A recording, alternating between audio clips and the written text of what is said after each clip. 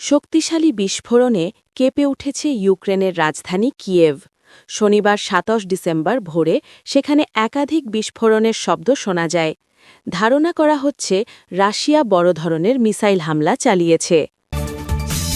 বড়দিন উপলক্ষে নিজ দেশের মানুষের উদ্দেশ্যে দেওয়া বার্তায় রাশিয়ার প্রেসিডেন্ট ভ্লাদিমির পুতিনের মৃত্যু কামনা করেছেন ইউক্রেনের প্রেসিডেন্ট ভলোদিমির জেলেনস্কি। যুক্তরাষ্ট্রে যাচ্ছেন জেলেনস্কি, বললেন যুদ্ধের অবসান চায় না রাশিয়া। এখন বিস্তারিত। শক্তিশালী বিস্ফোরণে কেঁপে উঠেছে ইউক্রেনের রাজধানী কিয়েভ। শনিবার ২৭ ডিসেম্বর ভোরে সেখানে একাধিক বিস্ফোরণের শব্দ শোনা যায়। ধারণা করা হচ্ছে রাশিয়া বড় ধরনের মিসাইল হামলা চালিয়েছে। কিয়েভের মেয়র ভিতালি ক্লিচকো টেলিগ্রামে এক পোস্টে লিখেছেন, রাজধানীতে বিস্ফোরণ, আকাশ প্রতিরক্ষা বাহিনী কাজ করছে, শেল্টারে থাকুন। ইউক্রেনের বিমান বাহিনীও পুরো দেশ জুড়ে এয়ার অ্যালার্ট জারি করেছে। তারা বলেছে রাজধানীসহ বিভিন্ন জায়গায় ড্রোন ও মিসাইল ধেয়ে আসছে। বার্তা সংস্থা এএফপি এর এক সাংবাদিক জানিয়েছেন, তিনি বেশ কয়েকটি বিকট বিস্ফোরণের শব্দ শুনতে পেয়েছেন। এছাড়া আকাশে কমলা রঙের আগুনের বিশাল কুণ্ডলী দেখেছেন। আগামী রোববার ফ্লোরিডায় যুক্তরাষ্ট্রের প্রেসিডেন্ট ডোনাল্ড ট্রাম্পের সঙ্গে বৈঠক করবেন ইউক্রেনের প্রেসিডেন্ট ভলোদিমির জেলেনস্কি।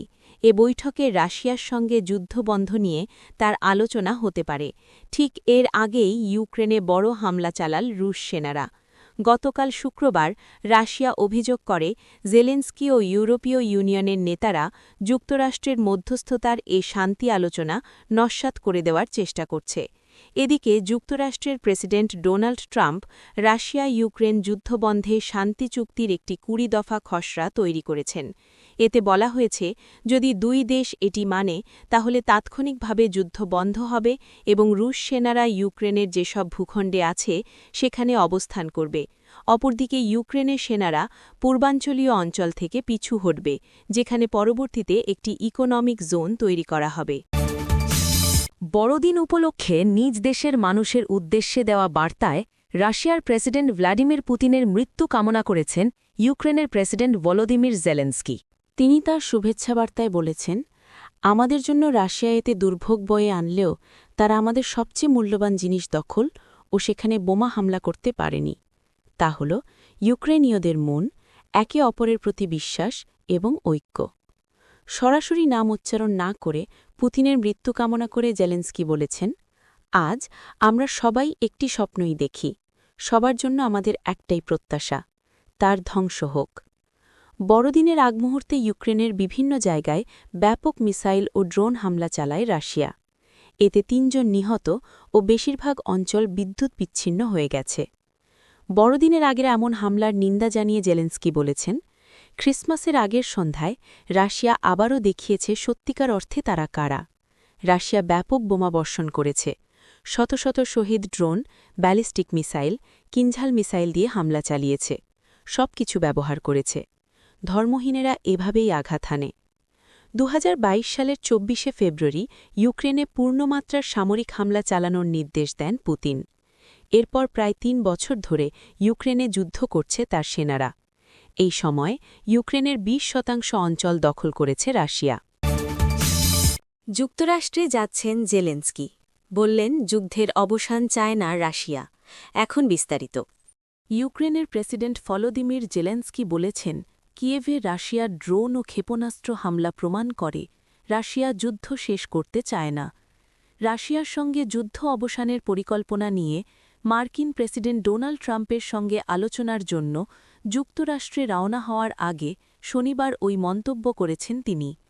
রুশ হামলায় রাজধানী কিয়েভে একজনের প্রাণহানির ঘটনার পর জেলেনস্কি বলেছেন, রাশিয়ানরা যুদ্ধ শেষ করতে চান না এবং ইউক্রেনকে আরও বেশি ভোগান্তিতে ফেলতে ও বিশ্বজুড়ে অন্যদের ওপর চাপ বৃদ্ধিতে প্রতিটি সুযোগ কাজে লাগাতে চান। শনিবার কিয়েভ ও এর আশপাশের এলাকায় রাশিয়ার ড্রোন ও ক্ষেপণাস্ত্র হামলায় একজন নিহত এবং ২ ডজন মানুষ আহত হয়েছেন। এতে প্রচণ্ড শীতে লাখ লাখ মানুষ বিদ্যুৎ বিচ্ছিন্ন হয়ে পড়েছেন। ফরাসি বার্তা সংস্থা এএফপির প্রতিবেদকরা কিয়েভ থেকে বলেছেন, রাতভর জোরালো বিস্ফোরণের পর কয়েক ঘণ্টা ধরে বিমান হামলার সতর্কতা জারি ছিল। শনিবার রাশিয়ার হামলায় কিয়েভে ভয়াবহ বিস্ফোরণের সঙ্গে উজ্জ্বল আলোর ঝলক দেখা যায়। কিয়েভ অঞ্চলের গভর্নর মিকোলা কালাশনিকভ বলেন, এই হামলায় ৪৭ বছর বয়সী এক নারী নিহত হয়েছেন। কিয়েভের মেয়র ভিতালি ক্লিচকো বলেন, রাজধানীতে ইতোমধ্যে ১৯ জন আহত হয়েছেন, তাদের মধ্যে ১১ জনকে হাসপাতালে ভর্তি করা হয়েছে। তিনি বলেন, ২৬০০টি আবাসিক ভবন এবং শত শত কিন্ডারগার্টেন, স্কুল ও কমিউনিটি ভবনে তাপ সরবরাহ বন্ধ হয়ে গেছে। কালাশনিকভ বলেন, আজ সকাল পর্যন্ত কিয়েভ অঞ্চলের বাম তীরের একটি অংশে বিদ্যুৎ নেই। বর্তমানে ৩,২২,০০০-এর বেশি গ্রাহক বিদ্যুৎবিহীন অবস্থায় রয়েছেন। ইউক্রেনের বিমানবাহিনী শনিবার ভোরের দিকে দেশজুড়ে বিমান হামলার সতর্কতা জারি করে বলেছে, ড্রোন ও ক্ষেপণাস্ত্র ইউক্রেনের বিভিন্ন অঞ্চলের দিকে এগিয়ে আসছে।